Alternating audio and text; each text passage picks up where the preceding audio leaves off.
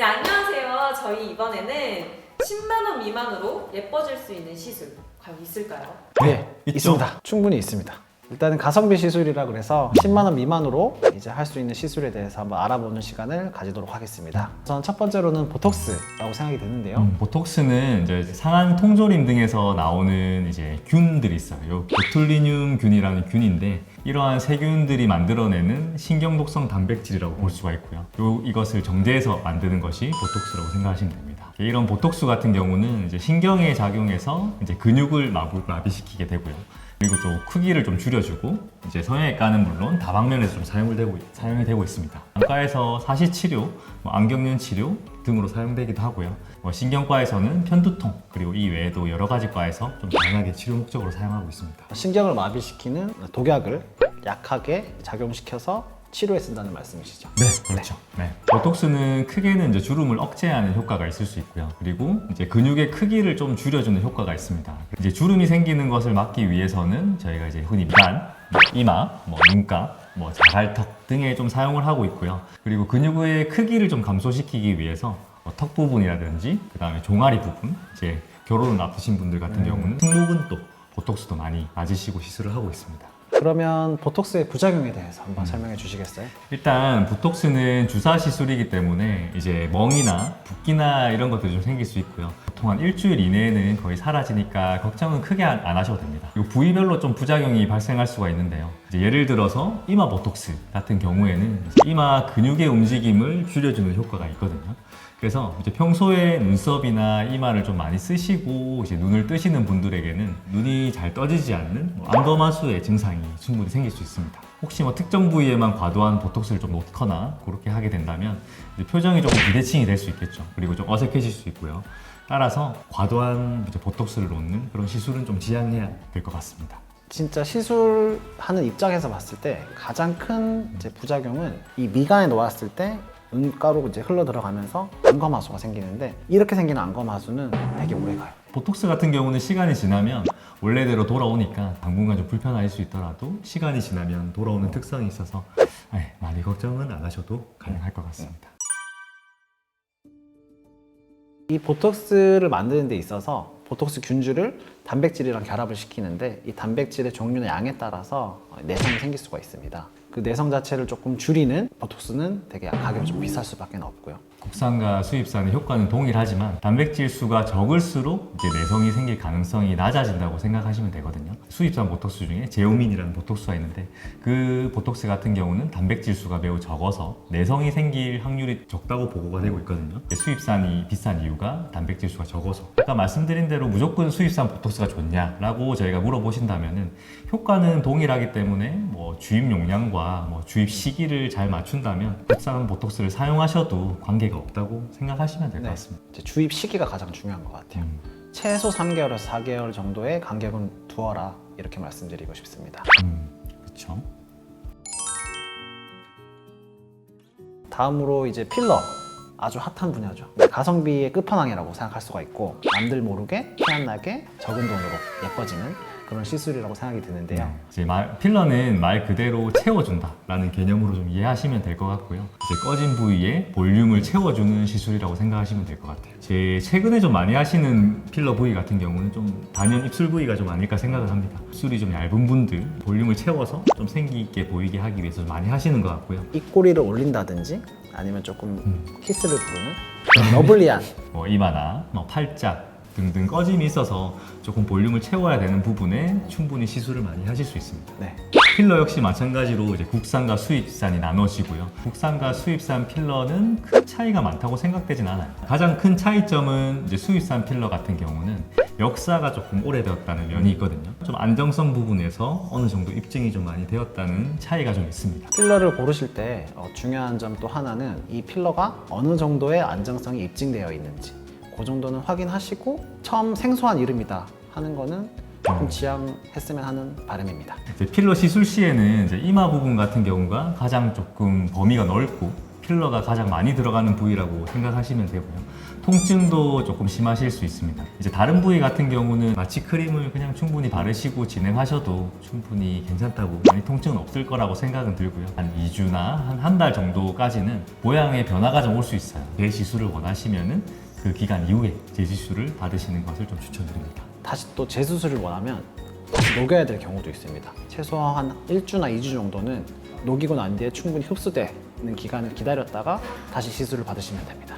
제일 안 아픈 필러 부위 통증도 누가 필러를 놓느냐에 따라서 다른 것 같습니다. 예, 저희가 그렇죠. 놓으면 네. 별로 안 아플 겁니다. 네. 부작용 같은 경우는 뭐 여러 가지가 많긴 하고요. 그래서 경미한 부작용을 좀 생각을 해본다면 시술을 하시고 나서 좀 통증이 생긴다든지 아니면 멍이 생긴다든지 알러지 반응도 환자분에 따라서 조금 발생할 수가 있습니다. 이제 좀 중한 부작용으로 혈관 내로 이제 필러가 주입되게 되는 경우가 있거든요. 그렇게 되면 이제 혈관이 막히게 되고 이에 따른 합병증이 좀 발생할 수가 있죠. 시술하시고 나서 조금 병원에 대기를 하셨다가 증상이 있는지 없는지 확인을 하고 귀가하시는 것도 방법이 될 수 있겠습니다. 얼굴 전체의 혈관의 구조라든지 이런 해부학을 잘 알고 있는 의사를 찾으시는 게 중요하다고 생각합니다. 그러니까 부작용을 미연에 방지할 수 있는 그런 병원을 찾으시는 게 중요하다라고 말씀드리고 싶습니다. 역시 가성비 시술이죠. 네. 윤곽주사. 유성비. 네, 뭐 윤곽주사라고 생각하면 이제 지방세포의 크기를 줄이고 그리고 이제 혈액순환을 좀 촉진하고 뭐 림프순환 게 많이 이야기를 하시는데 그런 부분을 많이 촉진시켜서 살을 빼도록 하는 주사를 이야기하고 최근에는 이제 윤곽주사를 보면은 각 병원마다 이제 윤곽주사를 제조를 하는데 각자 효과 있는 약물을 이렇게 좀 조제를 해서 사용하는 경우가 좀 많고요. 스테로이드가 들어있느냐 들어없느냐에 따라서도 네, 중요하죠. 되게 중요한 문제죠. 스테로이드는 잘 맞으면 약이 되지만 그게 과하게 되면 피부 함몰이라든지 폐임 현상이 생기기 때문에 거기에 대해서 신중하게 선택을 하셔야 될 것 같습니다. 지방 흡입은 어떤 차이가 있어요? 윤곽 주사 같은 경우는 주로 지방세포의 크기를 좀 감소시키는 경향이 좀 많아요. 살이 빠져 보이게 하는 거고요. 이제 지방 흡입 같은 경우는 이제 실제적으로 지방을 흡입을 해서 지방의 개수를 줄여서 살을 빠지게 한다고 보시면 될 것 같아요. 크기만 이렇게 줄이게 된다면 살이 다시 쪘을 때가 있었잖아요. 네. 지방세포의 크기가 다시 커져서 이전과 좀 비슷한 상태로 돌아갈 수 있는 좀 안 좋은 부분이 좀 생길 수도 있을 것 같습니다. 어느 부위에 맞아야 제일 효과를 볼 수 있어요? 지방이 많은 부위겠죠. 이중턱 부위입니다. 음. 이중턱 부위고 뭐 광대라든지 이런 부분에 볼살이 많으신 분들도 어느 정도 효과는 있습니다.